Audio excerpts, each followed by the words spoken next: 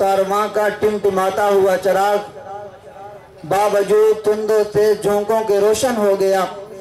یقیناً آپ جلسے کو کامیاب کرنے کے لیے ہماری ایک ہی صدا پر گوشے گوشے سے سمٹ کر اس جلسہ گاہ میں تشریف لائے اور ابتدا سے انتہا تک ایک پروقار ماحول بنائے رکھا۔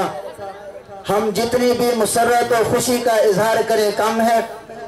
جہاں آپ حضرات کے لیے عزت و عظمت، احترام و اکرام اور نیاز مندی کے بے شمار جذبات منجر ہیں، ہم اللہ تعالیٰ سے دعا گو ہیں کہ اللہ تعالیٰ آپ حضرات کو اس کا اجر عظیم عنایت فرمائے۔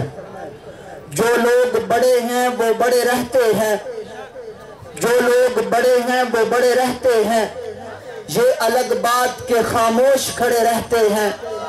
ایسے پیروں سے ملتا ہے ہمارا شجرہ، ایسے پیروں سے ملتا ہے ہمارا شجرہ، جن کے جوتوں میں کئی تاج پڑے رہتے ہیں۔ اب وہ گھڑی آ پہنچی جس کا ہم سب کو انتظار تھا۔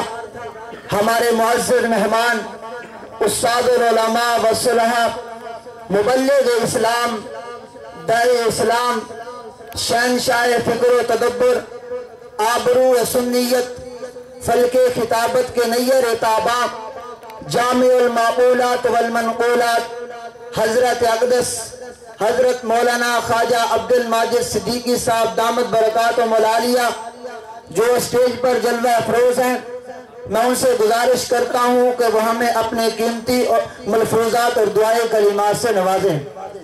شہنشاہ بلاغت چلے آئیے، شہنشاہ بلاغت چلے آئیے، تاجدار فصاحت چلے آئیے، لے کے گلزار طیبہ کی گل کی مہک، لے کے گلزار طیبہ کے گل کی مہک، مشک بار خطابت چلے آئیے۔